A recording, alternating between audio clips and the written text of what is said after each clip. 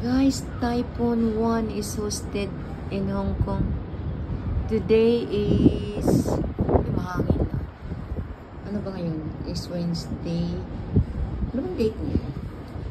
Today is Wednesday, guys. Is 11 of November. So, ingat. Mahangin today, oh. Anyway, utong dito. So, yung weather dito, minsan pa, ano yan, mabilis ang ano to. Pero walang baha dito lang. Never nangyari pa dito may baha. Ano yan, oh, kasi madali dito.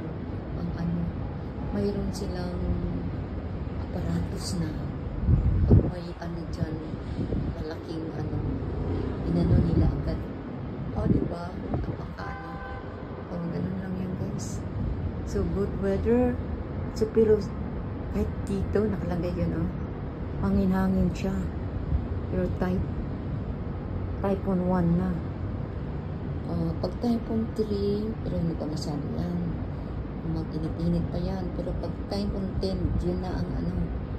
Okay? So, ingat lang sa ating mga ano.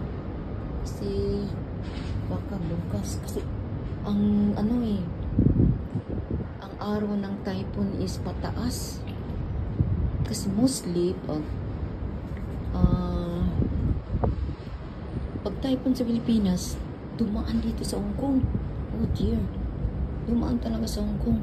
So, kailangan mag-ingat ako kasi kailangan ko siyang ipasok dito yung aking rosemary. Kasi namatay yan yung typhoon 10. Yan, namatay yung rosemary. Pero, inanuhan ko siya. Inanuhan ko agad. So, okay, nabuhay na. Nabuhay na. Nabuhay na. So, kailangan be alert. Be alert, guys. So, makikita natin yung ano doon. Sana hindi matuloy ang typhoon. Pero, ang ano ngayon, kasi may observatory kami sa aming sarili. Uy, may ano na doon. Yung bahay doon. Hindi pa tinanggal yung ano. XXX. Bakit? Na ano yan? Mayroon kasing bahay. Pag malaki ang ano, tinatanggal nila yung ano.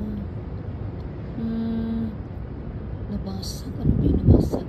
Yung mga window, kailangan may XX dyan. Yun, pag malaki ang ano dito, typhoon, yung ano dito namin, kasi transparent yung ano, yung kagaya dito pa transparent.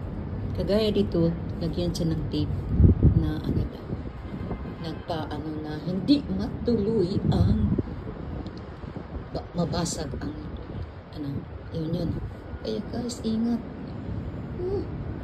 Ingat tayo.